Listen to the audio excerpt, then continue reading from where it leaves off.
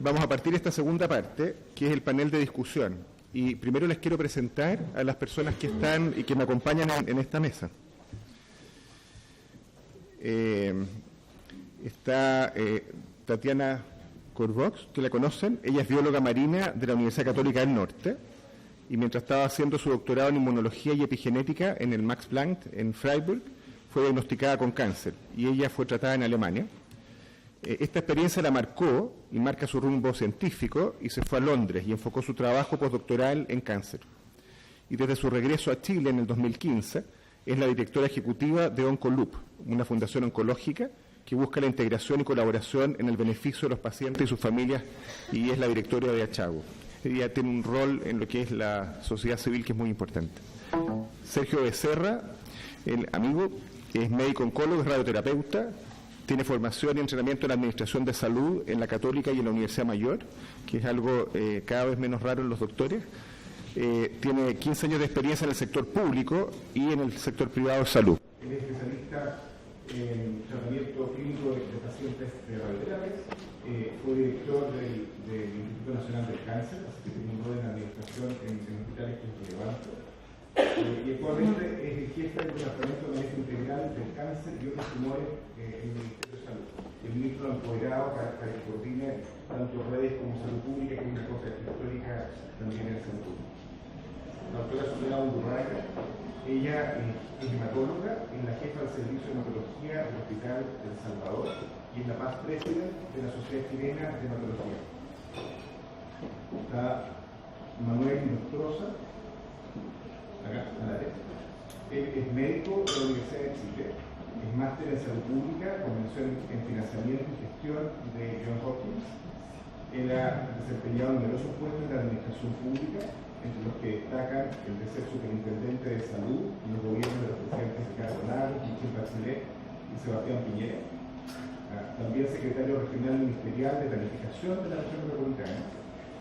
También es experto en temas de gestión y salud pública y se desempeñó como asesor del Ministerio y Secretaría General de la Presidencia en la División de Modernización del Estado. Anteriormente fue director de campos clínicos, director de la Arquitectura de Salud Pública, presidente del Consejo Académico y consultor del Instituto de Salud Pública de la Universidad Andrés Bello. Actualmente es el decano de la Facultad de Medicina y Ciencias de la Universidad de San Sebastián. Finalmente, el doctor Manuel Filosa, a la izquierda, él es académico del Departamento de Salud Pública de la Universidad Católica y el jefe de la Unidad de Evaluación de Tecnología en Salud del Centro de Investigación Clínica de la Católica. Él es instalado del Centro de Economía de la Salud de la Universidad de York. Es médico, magíster en Epidemiología de la Católica, magíster en Bioestadística de la Chile, es máster en Economía de la Salud y doctor en Economía de la Universidad de York. Y actualmente es el presidente de eSport en Latinoamérica. Entonces, como ustedes pueden ver, tenemos un panel florido de distintas competencias. Y lo que vamos a hacer en esta hora es que vamos a comentar un poco lo que le está pasando a Chile desde los últimos años, sobre todo el año pasado, y lo que viene con la ley de cáncer. Sí.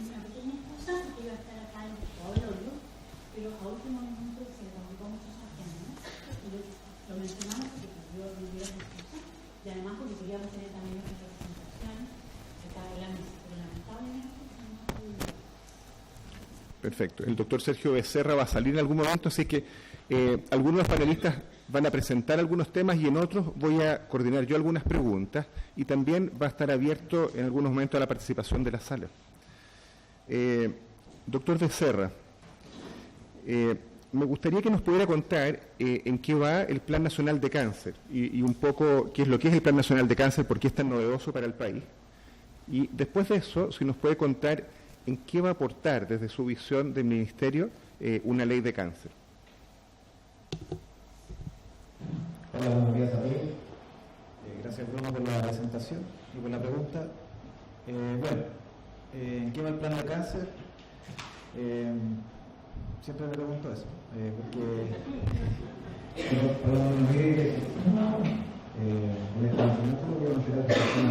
espectacular, me encantó, pero ellos también tienen muchos problemas de funcionamiento, un hospital grande con muchos médicos y muchos recursos, y tienen brechas gigantes, y hay otros hospitales como Arica o Iquique que no funcionan tan bien y tienen brechas peores. Y yo me imagino que todos esos pacientes de esas regiones, gran parte se mueren en su casa, sin atención. Así de dramático es la situación actual del país. Pero estamos en un escenario bastante optimista porque hace un año el CONACYT estaba al foro, por supuesto, con muchas demandas, como decía la senadora en su presentación. Estábamos convenciendo a las autoridades de salud del momento. Por suerte salió la indicación de la presidencia y del ministro de la Centro Nacional de Cáncer en forma rápida. Un plan de cáncer no duró un año de construirse, no duró 6 meses solamente, y salió un trabajo muy bueno. Y eso estaba yo pensando ahora. Ha pasado 10 meses de eso, ha avanzado mucho en poco tiempo. Esta es una situación bastante positiva, en el sentido de que estamos ya viendo cómo implementar un plan que antes no existía, repito. Así que eso, primero, reforzarlo. Siempre comento con los colegas que nosotros siempre nos tocó la propuestas para mejorar la atención de nuestros pacientes. Como decía el doctor Jiménez, pocas veces nos escuchaba, no nunca, ¿ya? ¿Cierto? Y ahora lo que está pasando es que en todos los viajes que están haciendo a regiones, por ejemplo, la gente incluso se sorprende de que va ofreciendo cosas, ¿ya? Ahora ya hablamos desde el Ministerio de Salud, una política de cáncer, ¿ya? Que ya contestando la pregunta, basta voltar primero a hacer el diagnóstico de la situación, porque además nadie sabe lo que está pasando. Todos sabemos que hay brechas gigantes, hay muchos déficits, pero no sabemos cuánto. Y ese cuánto es muy importante porque hay que ir a Hacienda, como también se dijo en la mañana, y decirle al ministro de la Rada necesito tanta cantidad de plata. No puedo ir a hablar con él y decirle no sé cuánto es. Sé que hay harta plata, pero no sé cuánta, me va a mandar al tiro para la casa.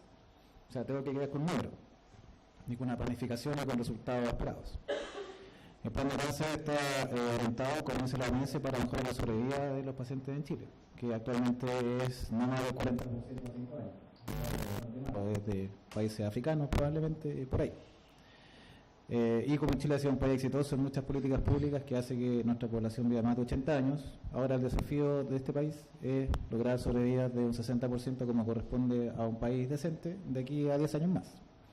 Para eso hay que invertir en equipamiento, por supuesto, hay que invertir en infraestructura, hay que invertir sobre todo en recursos humanos. Calculamos que actualmente en el país hay una brecha de 600 personas, desde médicos hasta secretarias, que no están, no existen, y que hacen que todas las listas de espera que ustedes conocen sean espantosas. Por lo tanto, si Bruno me pide hacer un resumen de qué va el plan, vamos en eso. Estamos haciendo el diagnóstico de este plan, que se llama Cáncer en Chile, y probablemente de aquí al 30 de abril tengo que tener un diagnóstico más o menos cercano para después ir a pedir los remedios al Ministerio de Hacienda. En eso estamos, ¿ya? Así que ese es el grado de avance. Ahora, no todo es plata, para complementar, porque con lo que tenemos igual se pueden hacer mejor las cosas. Y eso es un mensaje que yo habitualmente le hago a los directivos de todos los hospitales que he visitado. Porque claramente con los mismos recursos hay centros que hacen muy buena oncología y otros que hacen muy mala oncología. Y eso es porque también no hay conocimiento y no hay gestión también de los recursos existentes. Así que los protocolos, por ejemplo, que estamos haciendo de todos los cánceres que no tienen o que están desactualizados son gratis. O sea, es con la cooperación de todos los colegas que están interesados en mejorar las cosas. Y después la aplicación de esos protocolos solamente es gestión. O sea, controlar, fiscalizar, mandar los respectivos correos, ir a los comités oncológicos y ver que lo que debemos hacer en cáncer, ¿ya? Que es lo que ha hecho el PINDA, por ejemplo, que tiene resultados excelentes, se haga también en el cáncer del adulto. O sea, el PINDA tiene sobrevividas como país europeo porque ellos hace 30 años protocolizaron todo y el que se sale del protocolo le llega a coscacho. Aquí los doctores chilenos hacen lo que se les ocurre. O sea, depende de dónde llegue el paciente, cómo se trata. Y eso no corresponde, el cáncer está absolutamente protocolizado. Para terminar, una colega mía hace poco fue a Japón y el comité oncológico veían 30 casos por comité porque el comité demoraba 2 minutos por paciente. Decían Juan Pérez, en japonés por supuesto, ¿ya? Tiene este cáncer, esta etapa, este es el tratamiento, y no se discutía más. O sea, solamente un par de casos se discutían cuando se salía del promedio. Acá en Chile los comités de cada paciente se discute media hora porque todos quieren inventar la rueda, y eso no es así. O sea, en todo el mundo está publicado lo que hay que hacer. Así que, ¿en qué estamos, Bruno? En eso, haciendo el diagnóstico al enfermo y tratando de conseguir plata para mejorarlo.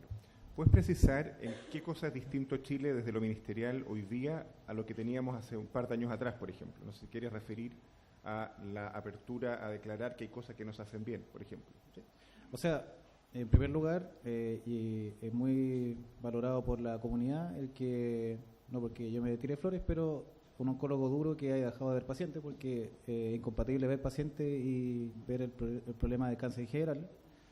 Yo echo de menos ver pacientes, por supuesto, pero me toca ahora ser general, no comando, entre comillas. Claro, eso ya es muy bueno. Sabe que cuando vienen a hacerme lobby o voy a reuniones, yo sé perfectamente lo que están hablando y también sé perfectamente cuando lo que me dicen no es adecuado o es adecuado. Eso es muy bueno, porque además te valida inmediatamente con los colegas y con los pacientes. Además, como bien dice Bruno, se tomó la decisión hace un mes más o menos de unificar todo el cáncer en un solo departamento, porque el Ministerio de Salud, para los que no saben, está dividido en dos: Subsecretaría de Salud Pública y redes asistenciales. Salud Pública piensa, se supone, y redes ejecuta. En cáncer no estaba pasando eso claramente. Y ahora decidieron que yo con mi equipo y todos los que me acompañan, el equipo de Bruno también, y toda la sociedad científica, de sociedad civil, todos vamos de la mano con una cabeza visible, media pelada, pero una, ¿ya? Para, en el fondo, trabajar en conjunto y llevar las cosas como corresponde, creo yo. Así que ya eso es un avance importantísimo. Y lo otro, el apoyo político desde el presidente para abajo de que el cáncer es fundamental y que hay que priorizarlo, ¿ya? Así que eso, repito, hace 10 meses no existía. Así que estamos en un buen pie, yo creo, con mucho trabajo. Yo corro maratones, corrí el domingo también, y vamos en el kilómetro como 3, calculo, por ahí. Sí, yo quisiera marcar que yo desde hace 15 años, igual que la mayoría de los que están acá, hace tal vez más tiempo, han tratado de entrar y ser escuchados. Yo creo que una cosa que marca un hito en mi vivencia de sociedad civil de la universidad con el ministerio es cuando la doctora María Inés Romero, que está acá, que era la jefa, ¿no es cierto?, del departamento hace poco, me llevó a una reunión en el ministerio donde estaban los jefes de las unidades públicas y estaban los representantes de la OSD. ¿Se acuerda, doctora? La presentación de nuestras autoridades era que estábamos pero perfectos, y ella me preguntó a mí, delante de todos, qué es lo que yo pensaba, sabiendo que yo iba a dejar la escoba ahí porque iba a hablar de la brutal necesidad que teníamos como país. Y esa apertura que yo me acuerdo perfecto como hito, ¿no es cierto?, es lo que yo he visto en el último año con esta apertura del ministro de atreverse a decir qué es lo que nos duele y dónde tenemos que llegar. Así que eso creo que es crucial. Para terminar tu exposición, si bien después te invitamos a participar de preguntas, quiero que tú nos digas por qué sientes que la ley va a aportar algo más a lo que tiene el ministerio. Es medio obvio lo que yo siento, pero quiero escucharlo de ti. Sí, y hay que explicarlo bien. Este es un tema que se conversó mientras se confeccionó el plan de cáncer, porque si bien recuerdan ustedes, el plan de cáncer era el hijo único de cáncer de este gobierno, y al final se aprobó hacer la ley, dada toda la presión y todas las marchas que se hicieron, y me parece muy bien que haya pasado. Porque efectivamente el plan de cáncer en su concepto es una lista de tareas o acciones inmediatas, ¿ya?, y con un plazo definido según el gobierno de turno, y lo que la ley permite es que este plan de cáncer, que se va a hacer eterno, espero, ¿ya?, con continuas renovaciones y actualizaciones, es que sea obligación de cada país, de cada gobierno, independientemente de quién esté de presidente o de ministro, esto se siga trabajando en forma continua y que además tenga financiamiento asegurado, ¿ya? Porque todos los años estamos ahí en la disyuntiva de si cuánta plata nos van a dar, que si hay un terremoto, un maremoto, se acaba el presupuesto para cáncer y el año siguiente no podemos avanzar. Y como les contaba, las brechas son tan gigantescas, yo calculo que de aquí recién a unos 5 o 6 años vamos a poder ver una red más o menos sólida de cáncer, y eso necesita financiamiento año a año para ir mejorando. Así que esa es la diferencia principal. O sea, una ley que te obligue a pensar en el cáncer y a financiarlo. Perfecto. Si van saliendo preguntas que tengan que ver con las participaciones, pueden levantar la mano también. Sí, porque yo me tengo que ir a una reunión con FONASA por plata. Muy bien. Así que que nos representen me voy a las 11:40. Sí. Manuel Espinosa. Manuel, quisiera preguntarte una exposición abierta sobre qué es lo que piensas sobre la ley de cáncer. Gracias, Bruno. Gracias a los organizadores. Gracias a los que han tenido un rol aquí activo en que hayamos estado hasta acá. Doctor Jiménez, entre otros, por ser un motor respecto de todo este tema. Yo tengo primero decir de que es fantástico que estemos acá, de la oportunidad que tuvimos de comentar la ley. Y hay muchas cosas buenas, y Sergio ha hablado del plan. Solo celebro eso. Me quiero dedicar a un tema. El tema es que esta ley, el proyecto que tuvimos acceso, no se hace cargo de un gran problema. El problema es dar protección financiera al paciente y sus familias que están en riesgo de incurrir en catástrofe financiera. Y es una catástrofe terrible, porque no es una catástrofe de que te fue mal en el emprendimiento, perdiste la plata, sino que además es porque estás enfermo y eventualmente te vas a morir de esto. Entonces es una catástrofe de las peores de las que hay. Entonces, creo que el proyecto tal cual como está hoy día no da respuesta a eso. Y yo creo que la expectativa de cualquiera que vaya pasando por la calle es que el proyecto se haga cargo, aborde ese problema. Entonces la pregunta aquí es ¿cómo diablos aborda ese problema? Entonces la primera respuesta que a uno se le viene a la mente es que se cree un fondo, o como el fondo que está, pero un fondo que inyecte plata fresca para cubrir los gastos de salud de esto. Pero ya eso es más complicado, ¿no? Porque sabemos de que ya tener un fondo, y si uno lo tuviera, lo más probable es que vaya a ser insuficiente para el gasto que esto implica. Lo vemos con GES, que es probablemente el que tiene más fondos, lo vemos recientemente con la Rigarte Soto, y probablemente cualquier plata que se negocie va a ser insuficiente. En lo particular, yo pienso de que no es una buena idea de que la ley traiga un fondo para coberturas de servicios de salud en cáncer. Y quiero explicar por qué. Dos razones. Una es más bien de índole práctico, y es que, primero, la plata va a ser poca, y al final el problema, platas más o platas menos, va a ser el mismo, que es cómo priorizas la asignación de esos pocos recursos. Y priorizar significa beneficiar a algunos y postergar a otros. Entonces, me parece que lo medular aquí es el tema de que, y que lo que debiera hacerse cargo de esta ley, es de definir cuál va a ser el sistema que va a definir esas asignaciones de esos recursos escasos, vengan de donde vengan. Puede ser de que terminemos con un fondo, con inyección de plata nueva, para cáncer, pero el problema, y que tampoco lo aborda la ley, es cuál va a ser la forma, cómo se van a asignar esos recursos a las distintas oportunidades que tiene el sistema de ir financiando. Estoy particularmente hablando de servicios de salud para atender los problemas de los pacientes. El otro argumento es uno de planificación sanitaria. Se supone que un sistema de salud que es coherente con una asignación justa de los recursos para maximizar la salud de la población debiera seguir criterios sanitarios. Entonces, si uno hace un fondo para cáncer, que uno puede estar muy de acuerdo en principio, bueno, el argumento es el mismo para hacer uno para salud mental, para enfermedades raras, para enfermedades degenerativas, y esto es lo que teorizamos en las clases, ¿no? Para la, qué sé yo, uña encarnada, digamos. No es así, pero es muchos fondos, y al final, entonces el sistema se empieza a ver obligado a gastar estos fondos exógenos definidos en un área temática, perdiendo oportunidad de reasignarlos quizás a otras áreas donde el dinero podría haber sido mejor utilizado. Pero aún así, y si uno tuviera nueva plata y un nuevo fondo para financiar estos recursos, ¿cómo lo administra? Usted se lo pasa al GES para que priorice sobre lógica GES, se lo pasa a Rigarte Soto para que priorice sobre lógica Rigarte Soto, o crea un nuevo sistema de cobertura adicional, además de los que ya tenemos. Y eso va en el sentido contrario a lo que creemos de que es coherente, que es ir fortaleciendo y aunando un sistema de cobertura que sea coherente con la lógica de mejorar la salud de la población independientemente de que nos enfermemos mañana, aunque sabemos que el cáncer es muy importante, pero nos podemos enfermar de tantas otras cosas. Por lo tanto, me parece de que la lógica de plata para atender un problema particular debiera ir por el lado de fortalecer los esquemas de cobertura, y quizás la plata que trae un fondo en el contexto de esta ley debiera ir enfocada en los temas de brechas que a lo mejor el Ministerio ya está hablando de infraestructura, de capital humano, etcétera.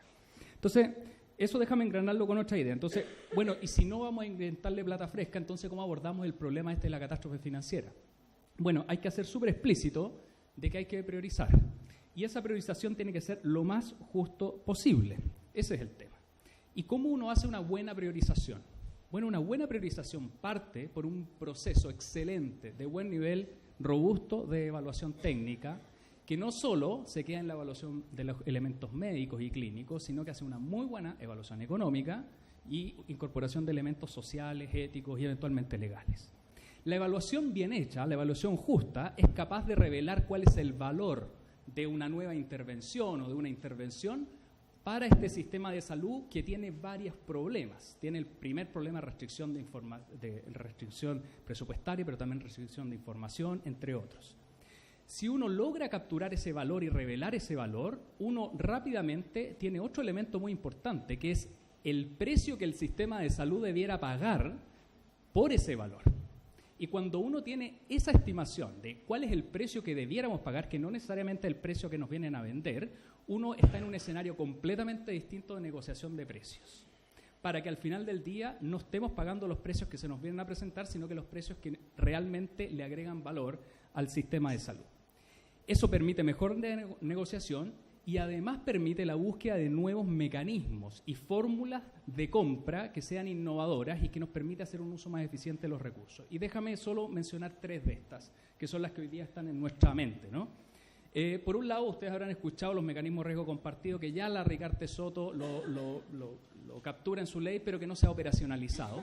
Pero la idea es esta de que, bueno, si hay alguien que me viene a vender una tecnología y me dice, y el precio es tanto, no tengo por qué yo que le compro asumir todo ese riesgo financiero, porque yo no sé si la cosa va a funcionar como me lo presentan o no. Eso habrá que verlo cuando lo aplico en el paciente. Entonces, la idea es compartir ese riesgo financiero con mecanismos más inteligentes que revelen la incertidumbre del efecto de tratamiento conforme el paciente recibe el medicamento. Entonces, hay esquemas de contrato que no vamos a entrar ahora en este cuento, que pueden ser innovadores, y los últimos 5 o 6 años hemos tenido avalanchas de experiencias a nivel internacional, no todavía en Chile, de estos esquemas de riesgo compartido que nos permite hacer un mejor uso de los recursos. Otro, que también está en este paraguas de los riesgos compartidos, es la idea de la cobertura con evidencia, que es particularmente en el alto costo, en las cosas de frontera, cuando la data clínica es inmadura, uno puede generar mecanismos de cobertura condicionada a evidencia, donde uno da la cobertura, pero uno genera un contrato de compromiso que al año o al tiempo que se define de seguimiento, uno va a reevaluar ese contrato, en particular el precio que está pagando el sistema, en base a la evidencia en vida real que se capturó durante ese periodo inicial donde se le pagó la nueva tecnología al proveedor. Y la idea entonces es que hay un compromiso que nos permite modificar el precio en base a los resultados que usted está observando en sus pacientes. Y la otra, que ya es un poquito más complicada y que viene de la escuela un poco de Harvard, son estos bundle payments, de estas, digamos, pagos de canastas asociadas a un problema de salud, que se me ocurre que en algunos problemas de cáncer pueden tener cierta coherencia. Siempre he pensado que cáncer de mama, por ejemplo, podría ser una buena idea, donde uno tiene relativa información de más o menos cuáles son los costos esperados que va usted a gastar en un paciente.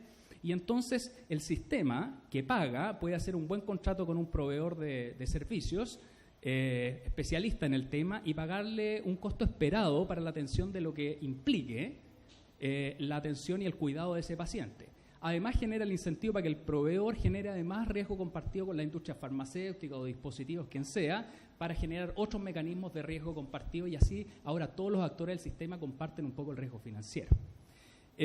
Por lo tanto, yo creo que el tema de la evaluación hay que fortalecerla, y la ley es una oportunidad para introducirla. Solo para terminar, Bruno, ¿qué es lo que yo creo que le hace falta a la ley entonces? Es poner, así como, y apréndale de la Rigarte Soto, un artículo respecto de evaluación, que en el extranjero tiene este mal nombre, evaluación de tecnología en salud, póngale como quiera, evaluación de intervención en salud o lo que sea. Pero si tuvieras que mejorarle algo a la experiencia de la Rigarte Soto, yo creo que es en el arreglo institucional de ese proceso de evaluación de tecnología. Y el arreglo institucional, si me tuviera que pedir elegir una cosa, es quién va a hacer esa pega. Si uno se da una vuelta por el mundo, la respuesta es: el que hace la pega no tiene que ser juez y parte en la discusión. O sea, usted no se la puede dar al Ministerio de Salud, ese es el cuento. Usted tiene que esa pega dársela a una institución fuerte, independiente del Ministerio de Salud, pues el Ministerio le toca a la rectoría, le toca otra pega. La evaluación técnica, científica, y que además considera juicios sociales y garantiza legitimidad y participación social, tiene que estar fuera del que toma la decisión. Ese es un elemento básico de buena práctica para tener un proceso legítimo. Por lo tanto, la oportunidad, y esto ya es más revolucionario para la ley, es dar ese marco legal para la creación de una institucionalidad fuerte que haga un buen proceso de priorización justa, y yo creo que con eso me quedaría. Muy interesante y provocativo. Antes de tomar otras opiniones, Manuel, ¿qué piensas tú desde tu vereda? Bueno, nuevamente muchísimas gracias por la invitación que nos han hecho a participar como universidad. Yo quisiera comentar 4 cosas que me surgen de lo que he escuchado esta mañana, incluido lo último. A ver, primero, no olvidar por qué estamos acá o por qué se constituyó todo esto. es por la importancia que para Chile está teniendo, lamentablemente, desde la perspectiva de las muertes de chilenos afectados por el cáncer, ¿no es cierto? Y recordar que el año 97 murieron de cáncer en Chile 17.012 personas y el año 2015 25.764. O sea, si tomamos en términos absolutos los números, estamos hablando de un 51% más de muerte en un periodo de 18 años. Obviamente, si lo miramos por tasa, es un incremento de tasa de 115 a 143 por 100.000 habitantes. Entonces, cuando estamos hablando de listas de espera, de gente que muere esperando en la lista de espera, bueno, ese es el tema en primer lugar. Y señalo esto por una segunda razón, porque como universidad y con el equipo que ha estado liderando y colaborando con todo esto, María José Monsalve, estamos también en las próximas semanas dando a conocer algunos estudios específicos de mortalidad por cáncer asociadas a algunos cánceres específicos que daremos a conocer más adelante y que van en la línea de agregar data dura respecto a esto que nos preocupa tanto como primer tema. Eso es lo primero. Lo segundo, y ya vinculado al desafío de la universidad, pero no por ello descontextualizado del esfuerzo ministerial, según los datos del propio ministerio, ¿no es cierto?, nosotros debiéramos tener a lo menos, y por estándares internacionales, 10 oncólogos, digamos, por un millón de habitantes, y tenemos en todo el país 4,6 y en el sector público 2,98. Solo en el sector privado se cumple el estándar que da 12,4. Y si miramos un estudio al que tuve acceso, una presentación en un debate ministerial, y juntamos kinesiólogos, terapeutas, enfermeras, etcétera, pensando en los nuevos cánceres que van a producir esta mayor mortalidad en Chile, requeriríamos formar para estos nuevos cánceres de aquí a este año, o estamos en falta ya con formar más de 2.175 profesionales, incluidos, por cierto, los médicos oncólogos que necesitamos. Y contamos para ello con 4 centros de formación de oncología, concentrados todos en Santiago, con 10 cupos anuales, ¿sí? Solo para dar un dato, ¿sí? Entonces, el punto es que, voy aquí, no basta solo con que el ministerio nos diga el estándar, no basta tampoco con que solo el ministerio nos diga en una reunión con Asofamech, estas son las becas de especialidad que necesitamos, y que nosotros iniciemos el peregrinaje de conversar uno a uno, porque eso es lo que hago yo como decano ahora, ¿sí?, con cada director de servicio de salud. Oye, mira, está este problema, ¿no? Está la muerte, ¿sí? Está el plan nacional del cáncer, están las becas de especialidad, pero en esta conversación, ¿qué disposición tienes tú para hacer un convenio de campo clínico con nosotros y que nosotros te podamos formar las enfermeras oncólogas, los químicos farmacéuticos oncólogos y los oncólogos médicos que este plan necesita? Y ahí nos entrampamos, ¿sí? Y ahí nos entrampamos. Entonces yo quiero plantear en mi segundo punto que siendo evidente la necesidad de la formación de recursos humanos, y aprovechando que está aquí Bruno, aprovechando que está Sergio, creo que la bajada también tiene que descentralizarse, cosa que al interior de la fuerza de tarea de hoy día del plan, esta cosa tenga un nivel de acompañamiento y seguimiento que nos permita, y que no nos tranquemos, porque si yo veo que el subsecretario nos dice, oye, vayan a los servicios a conversar, y uno conversa y la cosa se entrampa, es que yo creo que ahí hay una fuerza de tarea específica para acometer este trabajo de la formación de especialistas y recursos humanos especializados en general para acometer esta tarea. Mi tercer comentario es que obviamente que nosotros como universidad tampoco nos podemos quedar de brazos cruzados, y esta formación ya algo conversábamos con el profesor Jorge Jiménez el día de ayer mientras preparábamos la idea de estas palabras para hoy día. Nosotros tenemos que comenzar esto en el pregrado, y en una de esas, mirando una experiencia australiana, tal vez lo que podríamos pedirle a la CNA nueva, ¿no?, es que establezca, por ejemplo, como requisitos de acreditación la formación en cáncer desde las facultades de medicina, desde el pregrado y de todas las carreras de la salud, y que esa sea una condición de acreditación, por ejemplo, para no establecer el que sea algún grado de voluntariedad que impida que esto se profundice. Porque ahí podemos fortalecer roles como el tema de la educación, el tema del conocimiento en tamizaje, los temas más de promoción y prevención en salud, que tal vez nuestros estudiantes que van a recién egresar y que probablemente su primer foco de trabajo va a ser la atención primaria puedan fortalecer la estrategia de atención primaria con esa formación de pregrado, y ahí hay mucha posibilidad que hacer. En lo demás está la voluntad de parte de Asofamech. Yo participo frecuentemente en la reunión de Asofamech, de querer tal vez formar nosotros un círculo de formación de universidades preocupadas en el tema del cáncer, pero insisto, articular con los centros y campos clínicos públicos y privados para que esto avance mucho más rápido, porque yo veo que de alguna manera se entrampa la pelota ahí. Y mi cuarto y último comentario tiene que ver con solo mi deformación en temas de gestión y financiamiento, y que tiene que ver con la pregunta respecto, por ejemplo, a con qué prioridad podemos resolver en el mediano o largo plazo la construcción, por ejemplo, de estos centros especializados que pueden tomar mucho tiempo. Solo quiero entregar un dato. En un seminario al que convoqué hace ya un par de años atrás a Ignacio Astorga, un experto en temas de infraestructura hospitalaria y que hoy día trabaja en el Banco Interamericano del Desarrollo, concluíamos que a fines del 2017 el déficit de infraestructura, que incluye eventualmente todos estos centros especializados regionales vinculados a oncología, actual, o por lo menos a fines del año 2017, era de $12.000 millones, ¿sí? O sea, el déficit de infraestructura, equipamiento, era de $12.000 millones en el país.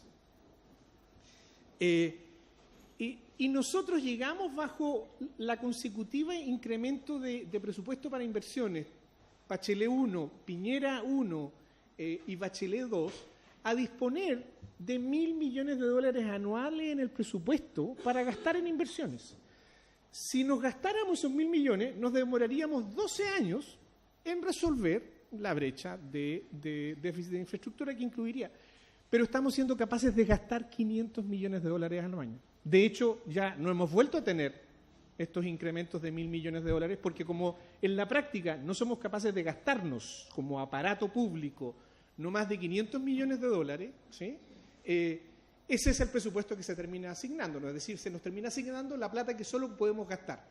Y con eso nos vamos a demorar 24 años en resolver la brecha de infraestructura. Entonces, si solo como país, a propósito de la Ley Nacional del Cáncer o del Plan Nacional del Cáncer, fuéramos capaces también de tener esta mirada de cómo acelerar la capacidad país, independientemente de los gobiernos de turno, porque este es un problema crónico, insisto, de los 3 o 4 últimos gobiernos a lo menos, de mejorar nuestra eficiencia en el gasto de inversión en infraestructura pública, podríamos tener esto en 10 a 12 años y probablemente construidos desde el punto de vista de la infraestructura.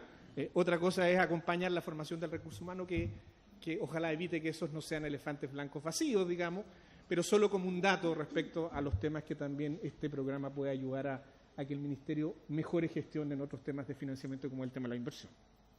Eso. Bueno, sin duda, como tú muestras, acá tenemos claramente un problema de plata y de infraestructura, eso yo creo que es indiscutible, ¿no es cierto? Pero el problema del capital humano yo creo que es central. En el experimento del Sotero del Río, donde hicimos una alianza público-privada, donde la universidad con plata privada se pone al servicio de lo que decía el ministerio que necesitaba, y una inversión muy chica y puntual en el área de quimioterapia nomás, que tiene que ver, que es un aspecto de cáncer, produce un círculo virtuoso extraordinario. Entonces la inyección de capital humano es imprescindible, y hoy día tenemos un problema mayor, porque los médicos y las enfermeras tal vez no tienen la cultura o entrenamiento para ver atractivo cáncer, primera cosa, así que en el pregrado hay que mostrarles que esto es maravilloso. Y segundo, no tenemos canales fáciles y expeditos, están vueltos locos dentro del ministerio, y está Tomás Merino allá también, que están viendo cómo formamos a la gente, o sea, cómo canalizamos al que quiere hacer cáncer hoy día para que se forme luego, y cómo lo mandamos donde lo necesitamos. Y el problema es cómo le pagamos, porque el reumatólogo se dicen le pagan más al oncólogo por quedarse en el hospital público, ¿por qué no me pagan más a mí? Y no tenemos una manera para retener a los especialistas efectivamente donde los necesitamos. Así que el desafío del capital humano es muy grande, y podemos tener los recursos asignados, pero si no está el que va a choferear la máquina de radioterapia, no nos van a dar la plata para ejecutarlo. Entonces yo creo que es central qué hacemos en las universidades para formar a la gente, y es central ver cómo los retenemos donde los necesitamos. Hay modelos donde hacen investigación clínica, inyectan plata, ¿no es cierto?, para sostener un fondo público como lo hace Perú, que es maravilloso. Entonces, doctora Soledad Undurraga, usted viene del mundo académico y de la sociedad científica. ¿Qué hacemos desde la sociedad científica ahora que nos están abriendo la puerta para poder contribuir en capital humano, por ejemplo? Bueno, primero que nada, muchas gracias por la invitación. Sí, vengo del mundo académico, del mundo científico, pero también vengo de las trincheras. Es ahí donde he estado más de 30 años trabajando en un hospital público, así es que conozco la realidad que se vive día a día, tanto para los médicos como para los pacientes. Desde el punto de vista de los recursos humanos que se requieren para implementar una buena atención de nuestros pacientes en el país, es fundamental que las sociedades científicas participen activamente, no solamente en la formación de los profesionales, sino que en la cooperación con el ministerio, en que sean, digamos, considerados en forma importante en sus recomendaciones. Y desde el punto de vista, digamos, ya de la parte más científica de la formación de profesionales, es un problema difícil, porque tal cual indicaba aquí Manuel, en el tiempo que tenemos y con el apuro que requerimos para poder mejorar, es imposible que con los recursos que tenemos como país, como la cantidad de habitantes que somos, la cantidad de especialistas que somos, poder formar gente en forma acelerada, porque es fundamental, primero que nada, no bajar la calidad. Somos reconocidos como un país que forma bien a sus profesionales y no por hacer una cosa apurada vamos a bajar la calidad.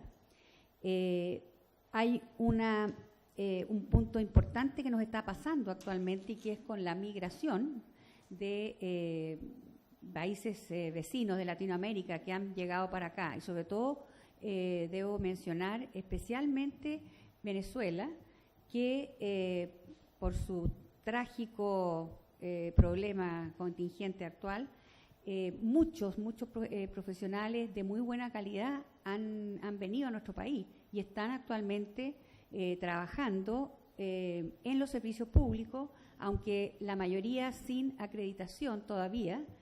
Entonces, yo creo que es importante avanzar con ellos también hacia la acreditación, pero sin bajar la calidad.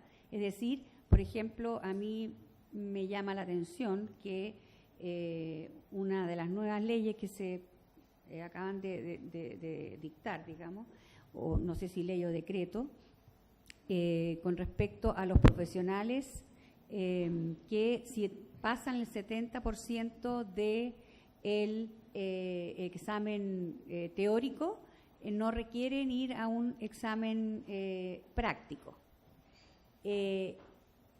A lo mejor en actividades de la medicina interna puede no ser tan malo, digamos, tan peor, pero en las especialidades quirúrgicas, o sea que hacer pasar a un profesional sin saber cómo actúa, cómo opera, me parece bastante crítico.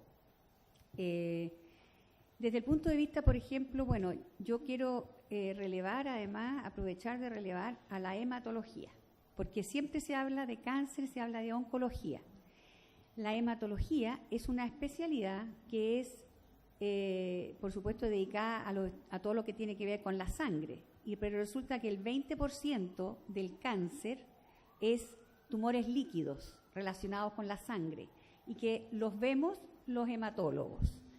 Y somos súper pocos hematólogos y por supuesto que para variar, en un mínimo estamos en el servicio público y la gran mayoría está en lo privado. Por lo tanto, los que estamos en el público estamos viendo el triple de pacientes de lo que nos da la capacidad, a pesar de que en mi servicio, por lo menos, el 90% de los especialistas está a tiempo completo y es una especialidad, digamos, tan complicada que ejercerla a mitad de tiempo, salud, digamos, público-privada, es bastante difícil, es casi imposible. Entonces, formar a estos especialistas, somos pocos los centros. En este momento, para formar hematólogos, tenemos la Universidad de Valdivia, la Universidad Católica de Chile, la Universidad de Chile, en el cual tiene sede Oriente y sede Norte. Nosotros somos sede Oriente y en este momento estamos recibiendo 6 becados al año, que es nuestra máxima capacidad, porque además tenemos que atender pacientes. Entonces no podemos estar todo el tiempo, digamos, somos pocos para tanto. Entonces nuestra máxima capacidad en este momento es formar 6 especialistas por año. Entonces a ese ritmo es muy difícil. Y afortunadamente están llegando todos estos venezolanos, que espero que se haga una buena, en conjunto con las sociedades científicas, una buena evaluación, que CONASEM haga un examen teórico y después ojalá estos especialistas fueran a 2 o 3 centros a mostrarse cómo se manejan, y con los formadores de especialistas puedan evaluarlo ahí con las manos en la masa, para poder realmente decir si está acreditado, es un médico que nos va a aportar mucho. Eso con respecto a los especialistas, lo que puedo decir. Perfecto, muchas gracias. Entonces ya estamos claros que necesitamos plata, infraestructura, y que hay que convencer a Hacienda que le dé más plata a salud, ¿no es cierto?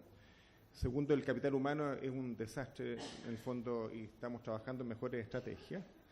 Y la sociedad civil tiene un rol que es fundamental, y yo creo que los aleteos de mariposa, que hace varios años generan lo que está pasando ahora robusto, tienen que ver con cómo la sociedad civil se hace presente. Entonces, prepárense que antes de terminar les voy a preguntar a todos cómo vamos a administrar esto por encima del Ministerio de Salud, que es la pregunta que no tenemos resuelta. Por eso viene al último. Tatiana, tú te preparaste para mostrarnos cómo la sociedad civil tiene que participar.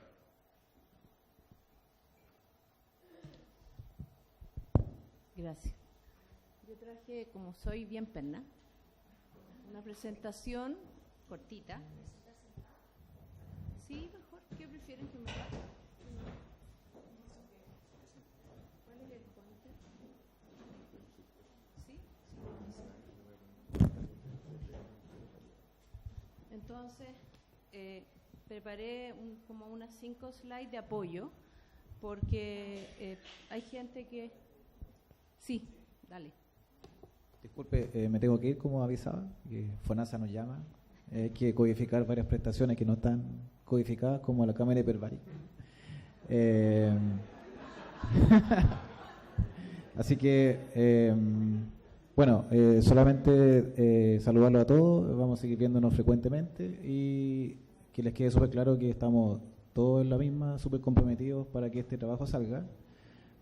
Como dicen todos los expositores, tenemos brechas gigantescas que van a ser años de trabajo, pero yo creo que estamos bien encaminados, ¿ya? Y la idea es que ojalá sigamos unidos, sin, por supuesto, con controversias, porque aquí hay varios temas controversiales que discutir, pero siempre orientados a los pacientes, que es lo más importante que nosotros tenemos que pensar, ¿ya? Así que me despido y nos vemos pronto.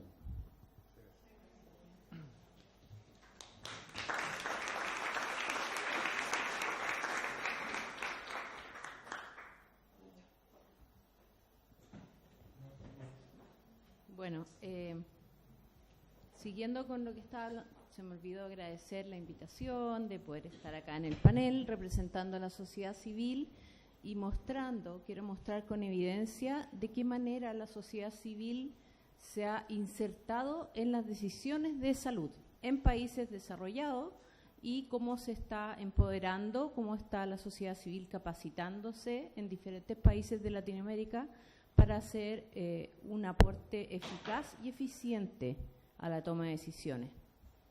Entonces, bueno, mi nombre es Tatiana, soy científica, tuve 2 veces cáncer y fui tratada en Inglaterra y en Alemania. Regresé a Chile, como decía el doctor, el 2015, a tratar de hacer un aporte a mi país y que lo que me queda de vida sea un legado y que se mejore diferentes aspectos del cáncer. Y bueno, soy la directora de una fundación oncológica que se llama Oncoloop y miembro de ACHAGO, o Asociación Chilena de Agrupaciones Oncológicas, que es un grupo de organizaciones con las que estamos tratando de trabajar en conjunto, en forma organizada, transparente y con respeto entre las diferentes posturas que tenemos todos nosotros. Entonces, ¿qué hice yo? Primero,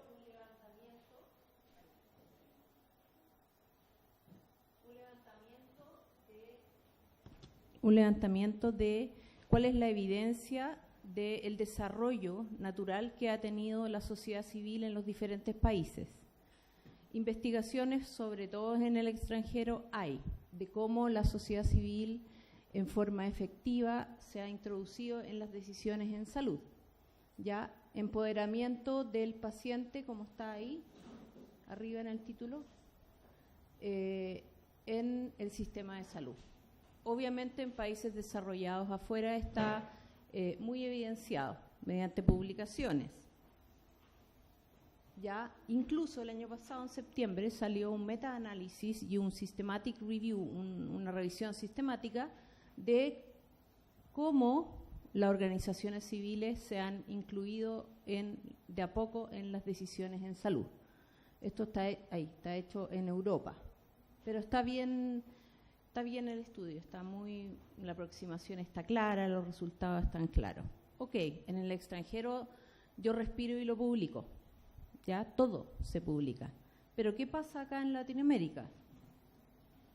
El paciente empoderado, ¿qué es lo que la WHO tuvo que decir? Mira, el empoderamiento del paciente significa 1, 2 y 3. Este es el marco del concepto de empoderamiento y nosotros como organizaciones tenemos que darles a conocer a la gente qué significa empoderar, qué significa la capacitación que le estamos entregando, porque a nosotros nos capacitan, nos entregan un tipo de información acá en esta sala, pero no es la misma forma de brindar la información que tenemos que darnos vuelta y entregar a nuestra gente, ¿cierto? Tenemos que adaptarnos si estamos en Arica, Punta Arenas, en Las Condes o en San Bernardo. La información debe ser adecuada al entendimiento del que me está escuchando. Si no, no voy a ser efectiva en lo que quiero hacer. Entonces, WHO determinó qué es el empowerment, qué es el empoderamiento del paciente. ¿Ya? Y no voy a leer eso porque es muy largo, pero básicamente es que la persona entienda que en tu salud tú tienes responsabilidad. De tal manera que tienes que cambiar tus hábitos de vida, tu alimentación. No garantiza que nunca te vas a enfermar, pero hay mucho de responsabilidad en mis formas, en mis hábitos de vida. De tal manera, como dice abajo, que hay un proceso de concienciación, ya, de que toman conciencia de que hay factores, comportamientos, de los cuales yo soy responsable, que efectivamente inciden en mi salud, y hay un sentimiento de no liberación contradictoria, confrontacional, sino liberación de que, ya, esto yo lo hago por mí. Ya, en la marcha que organizamos dimos mucho énfasis en que era una marcha familiar. No era una marcha para mostrar cosas o pelear con el ministerio o pelear con la academia. Era una marcha donde nosotros mostrábamos que éramos muchos interesados en el mismo fin. De tal manera que la marcha fue familiar, fue pacífica y no, gracias a Dios, hubo mucha gente y no tuvimos mayores consecuencias. Entonces, ¿qué hay en Latinoamérica? Publicaciones de cómo en diferentes países, como ya se ha comentado previamente, la sociedad civil en forma efectiva ha comenzado a participar en las decisiones de salud. Porque la ventaja y el rol que tenemos nosotros es que nosotros estamos muy en contacto con las necesidades reales que ocurren en cada lugar, ya sea Arica, Central o Magallanes. Como mencionaban previamente, cada necesidad debe ser adaptada. Cada zona tiene necesidades que, si bien hay algunas generalizadas, hay necesidades más focalizadas en temas locales. Ya, el nuevo rol del paciente del sistema sanitario es un paper que está también bien bonito, está fácil de entender. Pacientes y profesionales en la salud, viejos actores, nuevos roles, ya no es el paciente pasivo. es el paciente activo, que pide una segunda opinión sin miedo a que el médico se enoje, que dice que su derecho es tal cosa y lo exige. Ya aquí hay una tabla de algunas consecuencias que tiene esto. Más exigencias de segundas opiniones. El paciente ya no es paciente, es un cliente y exige y se comporta como tal. Entonces exige más cosas del sistema de salud, lo cual evidentemente incide en el sistema sanitario, ¿ya? Pero como está escrito aquí en esta tabla, podemos prepararnos para que, si el paciente lo empoderamos, preveemos lo que va a ocurrir, que también es muy bueno que esté ya reportado, lo que nos va a pasar cuando nosotros empoderemos y entreguemos información de acceso, de tus derechos en salud a la gente, ¿ya? Que es tu derecho pedir una segunda opinión y no debe porque tiene miedo que se enoje el doctor. Ese tipo de cosas. Y bueno, finalmente es el nuevo modelo del paciente activo que hay ahora, ¿ya? Y que estamos tratando de hacerlo o colaborar nosotros en forma efectiva, trabajando desde las ONG, desde las agrupaciones, en diferentes iniciativas, en diferentes cánceres, pero siempre tratando de mostrar indicadores. Eso es muy importante en las investigaciones en salud, no, las investigaciones sociales en salud. Si yo hago un taller, ¿cuáles son tus evaluadores? Porque es la única manera que yo siga una línea y que mi próximo taller va a ser más efectivo, va a mejorar. Si no tengo evaluadores, tiro talleres por todo Chile como popcorn, pero no tengo indicadores evaluadores que siguen una línea de mejora en el tiempo. El sistema de salud ya están volviendo, hay un cambio social que en Chile estamos, bueno, si no, no estaríamos acá, estamos generando, ¿qué dice ahí? Hay cambio, es multifactorial, las investigaciones señalan, y es lógico que no es solo del paciente, sino de los políticos, de la academia, muchos factores que inciden en que en forma efectiva el paciente empiece a involucrarse. Hay una mayor conciencia de tu propia salud, que el paciente no delegue su responsabilidad de su salud a un ente etéreo o cualquier cosa, sino que hoy me dio diabetes, pucha, es que en realidad como harta azúcar y tengo una vida bien sedentaria. Hay algo de responsabilidad en lo que me está pasando. La gente está transformándose, como ya lo mencioné, de un usuario pasivo al paciente activo. Un estudio validado en España señala que la mujer está muy empoderada, como lo dijo la senadora Goich. En nuestra plataforma, las principales opiniones venían de mujeres y los estudios son consistentes con esto. Las mujeres tienen un gran rol, ganas de hacer, y son las que más participan en este tipo de procesos. El paciente, bueno, ya lo dije también, que el paciente se transforma en cliente, es un servicio la salud, por lo tanto yo exijo como cliente mis derechos. Los medios de comunicación también es uno de los factores muy incidentes en la población, ya lo que se habla en los matinales, lo que hablan de terapias complementarias, del veneno del alacrán, que tiene evidencia o no. Yo no voy a decir que no lo haga, si usted quiere hacerlo, hágalo, pero la evidencia es esta, de tal manera de entregar información consistente. El aumento de las enfermedades crónicas también ha ayudado mucho a que la población se concientice con la salud. La enfermedad es un evento que se vive en primera persona, ¿ya? Y entra el concepto que a mí me encanta de calidad de vida, que no es solo enfocado en la cura, sino en la calidad de vida que tenga el paciente y su familia. Y finalmente, este cambio o esta incidencia que puedan tener las organizaciones sociales no es solo dependiente de nosotros, ya lo mencioné, es un ente multifactorial. Por lo tanto, los tomadores de decisiones, los políticos, todos debemos estar, que es lo que estamos tratando de hacer en forma articulada, organizada, cada uno haciendo un aporte con nuestro granito de arena. Es un proceso lento que las investigaciones señalan que toma diferente tiempo en las diferentes culturas, porque es muy dependiente de lo cultural.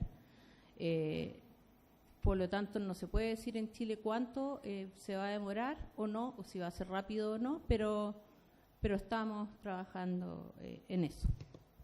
Gracias.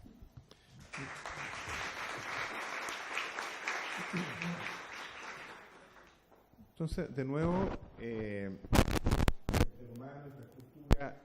cómo nos gastamos la plata, como decía Manuel, que yo creo que es algo crucial. Hoy día se han abierto recursos para financiar tratamientos de pacientes con drogas de alto costo, por ejemplo, y no sabemos cómo hacerlo. Entonces, el Ministerio armó una comisión que se reúne semanalmente para ver estas peticiones especiales, a ver cómo las administramos, pero no tenemos una guía de navegación. Las canastas GES se demoran en actualizar, las guías de expertos también, tenemos en algunos cánceres nomás. Entonces, el que se abra la oportunidad de tener recursos exige tener un orden, y es un desafío enorme hoy día. Entonces, yo quiero preguntarle a la mesa y después al doctor Jiménez, ¿quién tiene que gobernar acá esto? Porque el Ministerio admirable la gobernanza interna, como lo han hecho, digamos, en nuestro sistema de separar lo que es salud pública de redes, ¿no es cierto?, dentro del Ministerio, y que uno dice que hay que hacer y el otro lo implementa, ya lo violentamos en poner una cabeza central, que hace más fácil las cosas. Así que el Ministerio no creo que pueda mejorar más, salvo meter más competencia, ¿no es cierto?, y más personas a este grupo. Pero ¿quién tiene que vigilar que si hoy día decimos que hay más plata, va a haber más hematólogos si le dan el fondo a ella, va a haber más oncólogos médicos si me lo dan a mí, va a haber más cámaras hiperbáricas, ¿no es cierto? Pero ¿quién tiene que vigilar que todos, cuando tengamos una necesidad en cáncer, sea escuchado y sea atendido? O sea, ¿cómo administramos eso? Ese es el desafío. Entonces, hoy día tiene que haber una gobernanza de cáncer en el país que esté por encima del Ministerio de Salud. Y yo no tengo idea cómo tiene que hacer eso. Yo presido el Consejo Asesor en materias de cáncer del ministro o del Ministerio, y me toca coordinar la sociedad civil en este proyecto intraministerio. Pero obviamente que no tenemos las capacidades nosotros para manejarlo todo. Entonces, ¿cómo lo tiene que hacer el país para que haya alguien que vigile cómo administramos los recursos? ¿Cómo protegemos a esa persona que se enferma, tiene cáncer y que no tiene un gallo interesado en la comisión que decide dónde metemos las plata? ¿Qué piensa la mesa? Yo voy a opinar que soy la menos, a lo mejor, preparada desde el punto de vista de aquí de mis panelistas, pero sí he estado en las trincheras, así que conozco varias realidades. Con respecto a la toma de decisiones, o sea que de lo que tú dices, de la gobernanza, yo creo que es fundamental que haya algún organismo tipo, no sé, superintendencia, tipo, no sé, de personas con mucha trayectoria, que tengan mucha experiencia y que sean reconocidamente transparentes. Eso yo creo que, no sé cómo, pero me parece que debería ser una cosa así. Quiero dar algunos ejemplos. Por ejemplo, lo que decía Manuel. Me parece fundamental que cuando se tomen decisiones con respecto a las drogas de alto costo, que es un tema que está candente en todo el mundo, pero cuando se tomen decisiones de uso de medicamentos de alto costo, tiene que haber una evaluación técnica, como dice Manuel, en que haya realmente una demostración de costo-efectividad. Es decir, no porque una droga haya demostrado en el mundo que es una estupendo, pero muy buena droga, porque estadísticamente produce, digamos, aumento relevante en la sobrevida de los pacientes, pero esa sobrevida puede ser 2 o 3 meses a veces en algunos estudios. Entonces, eso y todo lo que está relacionado con esa evaluación técnica yo encuentro que es fundamental, porque lamentablemente en todo el mundo vamos a seguir inventando nuevas drogas, van a seguir apareciendo cosas nuevas y no todas van a ser realmente tan eficientes como otras. Entonces, yo creo que esos estudios hay que hacerlo para poder los fondos dirigirlos hacia esas patologías o al uso de esas drogas que realmente produzcan un cambio en la población y no una diferencia de sobrevida de 1 o 2 meses, que realmente lo único que va a hacer es desabastecer al gobierno, y todos los gobiernos de todo el mundo no van a ser capaces de sustentar los tratamientos de alto costo del cáncer. Eso por un lado. Relacionado con lo mismo, y en nuestro país, quiero dejar puesto sobre la mesa, no voy a opinar al respecto, pero sí cosas que nosotros vemos desde donde estamos trabajando. Por ejemplo, el Instituto de Salud Pública. Para aprobar un medicamento, la mayoría de las veces solamente se guía en papeles que presentan la industria que quiere aprobar un medicamento. Y todo esto en relación sobre todo a los genéricos. Yo no tengo nada en contra de los genéricos, pero sí que sean genéricos de buena calidad, porque hay genéricos y genéricos, algunos no tienen ni siquiera el principio activo. Entonces, ¿qué puede hacer el Instituto de Salud Pública? Porque es muy difícil a veces evaluar eso, pero por ejemplo, a lo mejor ceñirse por la FDA y la EMA, y con eso vamos a estar seguros de que vamos a tener medicamentos de buena calidad. Y así la Cenabast a lo mejor podría realmente distribuir como quiere distribuir en todo el país, pero en este momento la Cenabast, ¿en qué se fija? En los costos.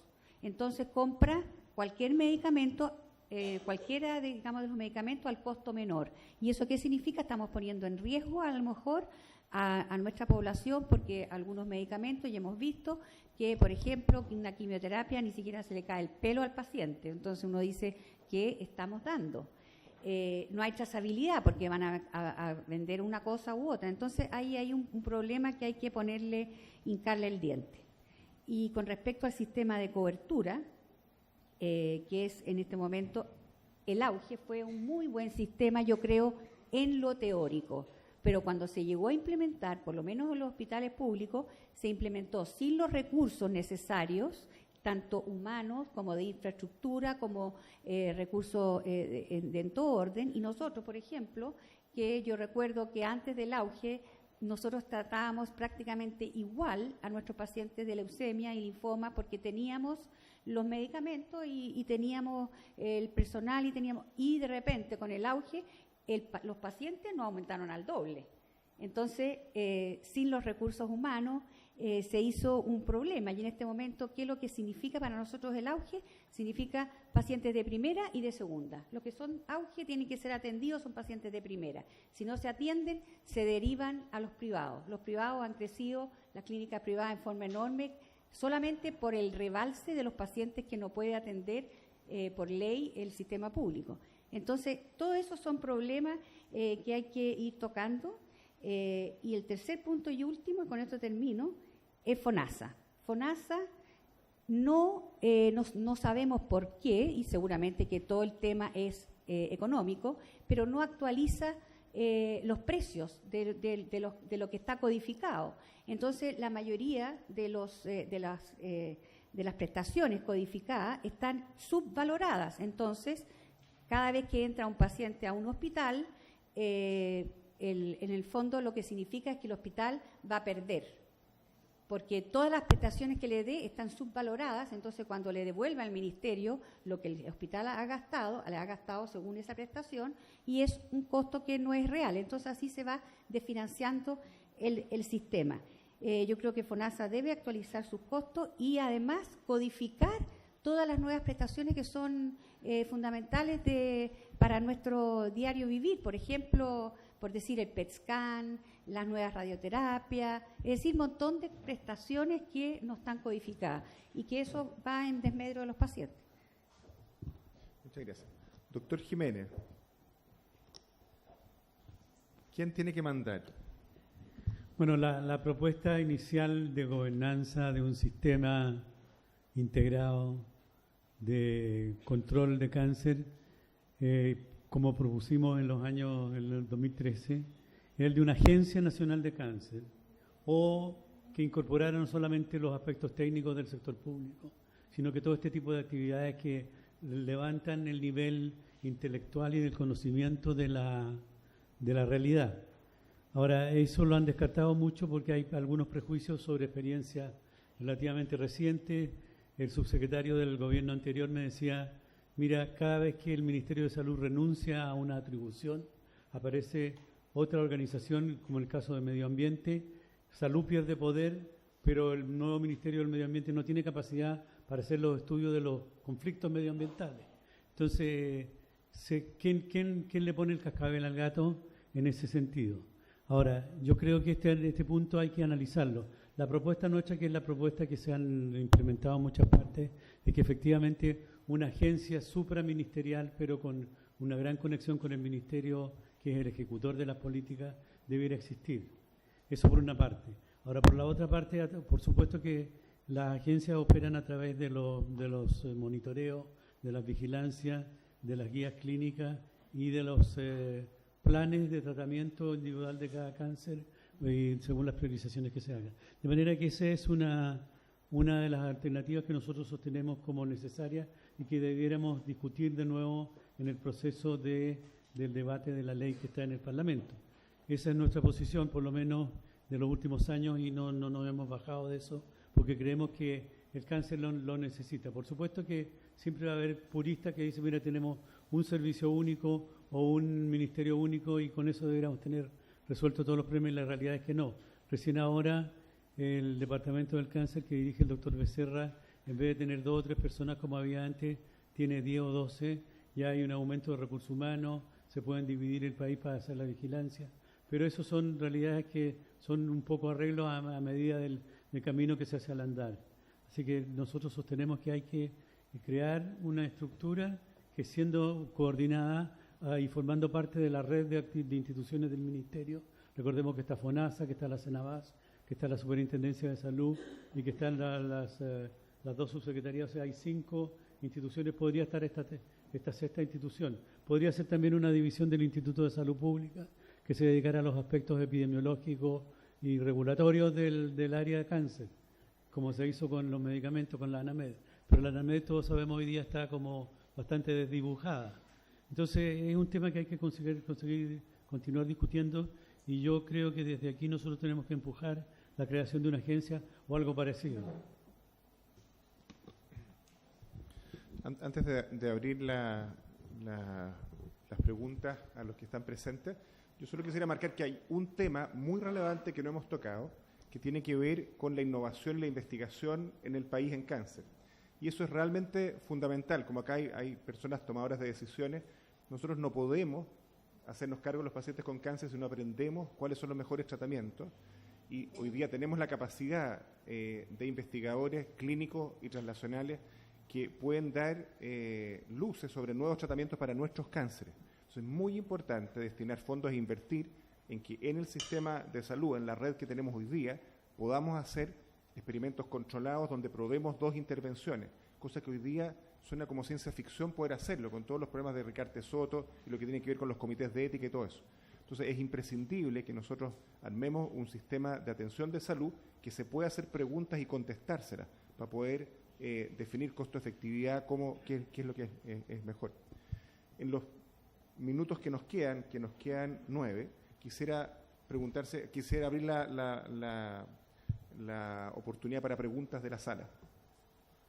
Anita.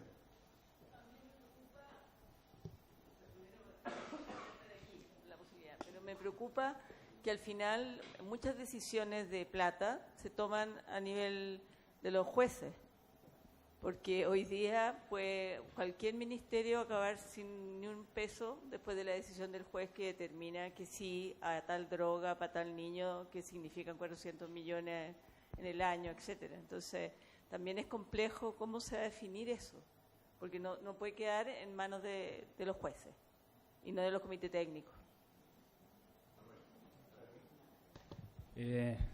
Comparto absolutamente esa apreciación y ese ha sido una de las motivaciones en muchos países para generar agencias de evaluación de tecnologías sanitarias que sean independientes de los ministerios, que sean cuerpos colegiados que han tomado el nombre de institutos de excelencia. Así en muchos países se les ha terminado llamando, porque congregan en su arreglo institucional a todas las capacidades del país y congregan una amplia participación social para no solo hacerse cargo del tema técnico, sino que las consideraciones sociales. Y aquí déjame dar solo un ejemplo.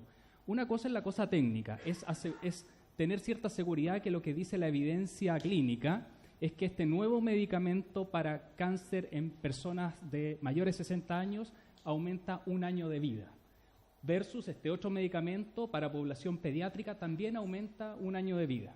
Hay una etapa posterior que es valorar eso, es darle valor a ese año de vida, porque si tú tienes que tomar la decisión a quién le das la plata, hay un juicio social que tiene que hacerse de cuál año de vida vale más. ¿Valdrá el de los viejos o valdrá el de los niños? No voy a entrar en ese tema, pero es un juicio social que tiene que tener un espacio dentro del proceso de decisión y que es conceptualmente distinto al de la evaluación técnica. Eso tiene que estar alojado en otro lugar, porque lo que hoy día vemos, y cuando yo hago el análisis de el mejor proceso de priorización que tenemos paradójicamente, el de la Ricarte Soto, como proceso de priorización, porque es más transparente, uno tiene más tiene todavía graves problemas con eso. Uno no logra saber realmente ese juicio de valor social porque no está suficientemente transparente. Si uno tiene un juicio social transparente, una evaluación técnica potente, un juicio social transparente, la recomendación que luego va a hacer, tú se las vas a enviar al ministro de Salud o al Ministerio de Salud para que tome la decisión, el peso social que eso tiene es distinto a una decisión que se, permítanme el adjetivo, se cocinó, el verbo, se cocinó en una cosa donde uno no sabe bien qué fue primero y qué fue después, ¿no? Y que además tuvo que ir a hablar con Hacienda, y Hacienda como que uno no sabe qué es lo que pasó ahí para que le dijo que no. O sea, al final, bueno, vamos a la justicia y el juez dice algo y no tenemos mucho con qué responder a ese proceso. Los países, al institucionalizar el proceso de evaluación de tecnologías sanitarias, el cuento cambia. Ahora el juez sabe de que hay una institución allá que tiene mucho peso, que ha dicho que hay que ir por A y no por B en este momento. Y las sentencias son coherentes con esas evaluaciones clínicas y sociales, económicas y sociales. Yo quiero agregar eso. Yo trabajo en un hospital privado, que es la Universidad Católica. Tenemos nuestra responsabilidad social por otras vías, pero lo que hoy día define qué droga se incorpora, a propósito de lo que tú dices, es la judicialización de los casos. Hoy día el Instituto de Salud Pública no tiene la capacidad, tal vez ni siquiera la responsabilidad explicitada, de evaluar cuando una droga entra al país, si es costo efectivo o no. Su rol es técnico con respecto a aprobar la droga, ¿no? Entonces, los que hacemos medicina privada y que podemos ofrecerle hoy día a los pacientes lo mismo que en otros países como europeos o como Estados Unidos, lo que hacemos en nuestros comités es definir de acuerdo a la evidencia qué es lo que hay. Si la droga está aprobada está en la canasta de GES o en la guía de expertos, pasa por un tubo. Las drogas nuevas que van llegando, apenas la FDA las aprobó, el ISP las va a aprobar. Sabemos eso. Los primeros casos, la ISAPRE va a estar corcoveando para no financiarlo. Va a llegar los primeros 3 o 4 pacientes que van a ir a judicializar el caso.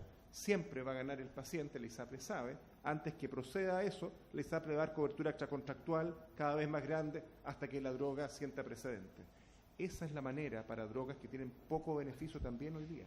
Entonces nosotros necesitamos un ente regulador que haga que no se reviente el sistema privado de salud, ¿no es cierto?, de una manera absurda, sin que todos, para los públicos y para los privados, porque esa es otra cosa novedosa de este plan, esto es para todos, pongamos un techo y aprendamos a evaluar costo-efectividad. Esa es una competencia que podríamos darle al Ministerio de Salud desde el mundo de la sociedad civil, que no hemos estado todavía, no sabemos bien cómo hacerlo. Gareth, ¿tú ibas a preguntar? Soy rápido. Manuel. Quería compartir, no sé, de escuchar la conversación, 3 reflexiones que me surgen a esta. Respecto al tema del presupuesto y el desafío que nos planteó incluso la senadora Gauch cuando hacía su presentación de lo que era el debate de preocupación ciudadana en el punto número 1, que era financiamiento. A ver, si nosotros miramos en los últimos 17 años, el crecimiento promedio de nuestra economía ha andado en torno al 4,5%, 4-5% promedio, ¿sí? Y en ese mismo periodo de tiempo, el gasto en salud pública ha crecido a tasas de 12,6%. O sea, es decir, el esfuerzo presupuestario que el país ha hecho prácticamente duplica en aporte a salud lo que la propia economía genera, ¿no? Su economía básica, uno no puede gastar más de lo que tiene, digamos, ¿eh? Pero en este caso lo hemos hecho probablemente a costa de despriorizar otros sectores. Así todo, nos hace falta plata, qué duda cabe. Entonces, y lo que nosotros queremos es una ley que fije prioridad en el financiamiento. Entonces, lo primero que requerimos saber es cuáles son las platas marcadas hoy día para cáncer, así como se ha hecho un esfuerzo, entiendo, en temas de salud mental, por ejemplo. O sea, determinar que el porcentaje del gasto total hoy día en cáncer, por inventar una cifra, sea el 10%, no sé, no tengo el dato, pero voy a inventar, y que en la medida en que el país tenga tasas de crecimiento económico y tenga tasas de incremento presupuestario, la prioridad del sector cáncer esté por sobre un porcentaje X, como para mirar la tendencia, porque insisto, el país hoy día, a pesar de que no es insuficiente todavía, nos pone más plata de lo que el país genera, ¿sí? Y aún así insuficiente. Entonces uno no puede fijar metas absolutas que después no va a poder cumplir. Pero fijar un modelo, hago una reflexión, en esa dirección puede ser algo pertinente. Segundo, el tema de la gobernanza. Yo, dentro de mis varios sombreros que tengo, estoy todavía en el Consejo de Alta Dirección Pública, he estado los últimos 5 años ahí. Y una de las cosas que nos ha preocupado es que obviamente en el sector salud el tema, lo digo con experiencia, el tema de la alta dirección pública no ha sido suficiente para intentar instalar la meritocracia en la gestión de los cargos públicos técnicos del sector salud. Y lo que tenemos es que en los últimos 3 cambios de gobiernos que hemos tenido es que prácticamente el 100% de los cargos directivos, digamos, directores de servicio y prácticamente el 80%, 90% de los hospitales cambia cuando cambia el gobierno de turno. Es decir, no hay evaluación de desempeño, no hay continuidad técnica. Por lo tanto, yo creo que una reforma tipo Civil Service inglés en el sector salud podría, porque hoy día lamentablemente no pensamos en el ministerio como el órgano técnico superior, ¿sí? Porque lo vemos muy politizado, ¿no? Y yo creo que muchas de las experiencias que de los que están acá, porque uno lo conversa en el café, es que cambia el gobierno de turno, cambian todas las autoridades, e incluso hoy día algunos cargos técnicos de planta del ministerio que han ido renunciando, no hay quien quiera ir a copar esos cargos porque no quiere verse enfrentado a la vorágine política, digamos, de que el subsecretario de redes de un partido, y lo digo en todos los gobiernos, y el de salud pública es de otro, y no se pueden ver y los equipos se pelean entre sí. Entonces, nosotros debiéramos tener una reforma tipo Civil Service en el Ministerio de Salud que permita que este problema que nos hace pensar en que, aparte del Ministerio, debiera existir otro ente que no sé dónde está, nos dé rectoría y consistencia técnica. Entonces, tal vez una reforma en esa línea.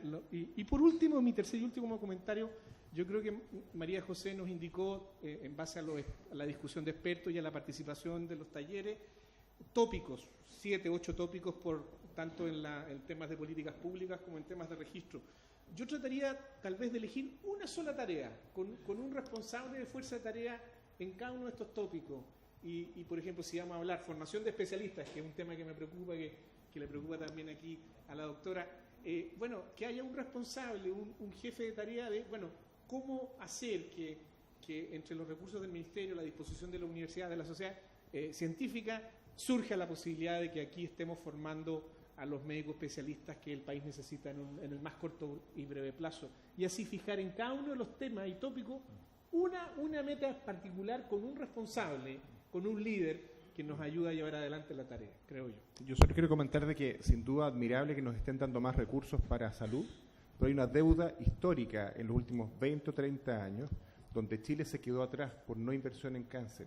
Y hay miles de personas que se han muerto porque no hemos estado a la altura. Y nuestros indicadores son de los, no voy a decir peores, pero de los malitos de Latinoamérica, por eso, teniendo un ingreso per cápita que no se hace cargo de la deficiencia que tenemos en cáncer. Entonces yo creo que la deuda, un poquito más de que lo que hemos recibido. La pregunta de Gareth, y tenemos que terminar después para cerrar, el doctor Jiménez. Okay. Well, muchas gracias por eso. Yo creo para cada persona en esta sala, en sueño 10 años atrás que vamos a tener este debate en público con gente que sabe del tema en el marco de la ley de cáncer, que es espectacular. Mi comentario es solamente que no necesitamos reinventar la rueda. No hay nada especial de Chile. Inglaterra, Estados Unidos, Grecia, Israel, todo están países desarrollados que estaba donde está Chile 20 años atrás. Y Chile está ahora. Entonces, como el doctor Undaraga está diciendo, necesitamos un panel, un guía para qué medicamentos vamos a usar. En Reino Unido tenemos NICE, este grupo de personas que con expertos dicen puede usar esta droga solamente por este cáncer, por esta cantidad de ciclos. Está hecho. Tiene que modificarlo para Chile, pero el modelo está hecho. Bueno, registros nacional de cáncer, también hospitalaria y nacional, también todos estos países pasaron por esta etapa. No necesitamos comenzar a hacer todo nuevo. La idea es como el buen ejemplo cuando traemos a Michael Coleman aquí, tenemos un debate y vamos a tener ley de cáncer en registro. Un experto de un país llegó y en un par de semanas tenemos una ley de cáncer, tenemos un registro nacional. Entonces aprovechamos que esta información está en el mundo, traer a estas personas y no hacer errores de antes y hacer las cosas más rápido. Por favor. Bien, por una cosa de tiempo, vamos a dejar los que tengan más preguntas después. Doctor Jiménez, va a cerrar usted. Muchas gracias. Estamos terminando la jornada bastante productiva. Siempre se produce una erupción de ideas antiguas y nuevas. Creo que esa es nuestra tarea y eso es lo que hemos cumplido en estos años. Acelerado últimamente por el apoyo de la Cámara de Innovación Farmacéutica, que nos ha permitido hacer seminarios bastante valiosos en el cual hemos concentrado la experiencia acumulada y también hemos concentrado a la actitud y la disposición del sector público. Nos quedan algunas tareas pendientes y a eso quería lanzarlas a la Asamblea para que si los que tienen alguna idea de poder colaborar, nos colaboren. Un curso online sobre cáncer básico para los alumnos de pregrado de todas las escuelas de ciencias de la salud. Ya tengo comprometido al doctor Inostroza con la Universidad San Sebastián. Seguramente tenemos a la Universidad de Chile, a la Universidad de Concepción, Valparaíso, la USACH, levantó el dedo, la Católica, obviamente. Bueno, vamos a armar que todas las universidades que tienen ciencias de la salud y medicina estén incorporadas en un curso de generación de por lo menos 200.000 personas que pueden prevenir y acompañar. Ese es el objetivo del curso. No formar especialistas, sino que prevenir y acompañar y dar presencia al cáncer como problema en la atención primaria. Después hay otro tema que a mí me preocupa, a pesar de que puede entrar en conflicto. La cirugía está abandonada por los propios cirujanos. Los cirujanos son activistas. Había un cirujano aquí en la mañana que tuvo que irse a operar, como es lógico. Pero de la cirugía sabemos poco, cómo estamos haciendo la cirugía de cáncer en nuestro país, y sabemos que el 60-70% de los problemas que se resuelven de cáncer son quirúrgicos. Por lo tanto, una serie de estudios que nos permitan saber en qué estamos y cuál es la necesidad y la brecha de capacitación. Porque a lo mejor hay buenos cirujanos y lo están haciendo bien, pero ¿cuánto necesitan los nuevos cirujanos para poder hacerse cargo? En radioterapia también estamos relativamente bien, porque los radioterapeutas se han tomado el ministerio, se han tomado algunos espacios de relevancia y están posicionados. Los oncólogos médicos, ¿para qué decir? Son como la luz y la conciencia de la cancerología chilena. Por lo tanto, ellos también. Tenemos que despertar a nuestros cirujanos que están siempre operando y a veces piensan poco. Lo digo porque no hay ninguno. Bueno, la tarea que sigue para adelante es mantener viva la llama. En junio vamos a tener un seminario exclusivamente dedicado a la investigación, porque la investigación es la base de la construcción de toda la estrategia. Sin investigación no hay construcción de estrategia ni para los interesados en mejorar la calidad de la atención, ni para los interesados en innovar en medicamentos o instrumentos médicos, ni para los generadores de política. Todos tienen que tener una base sólida de investigación. Así lo hicimos con el mapa de la investigación de cáncer en Chile en el año 2010, hace prácticamente 10 años, y con eso partimos. Investigamos la investigación, investigamos la participación social, y con eso partimos a construir esta plataforma en la cual hemos incorporado políticos, policy makers, expertos, pacientes, académicos, etcétera. Es toda una red que está viva, que está funcionando, y nuestra misión es mantener esta red viva, mantenerla con la llama bien prendida por todos los años que vienen. Muchas gracias.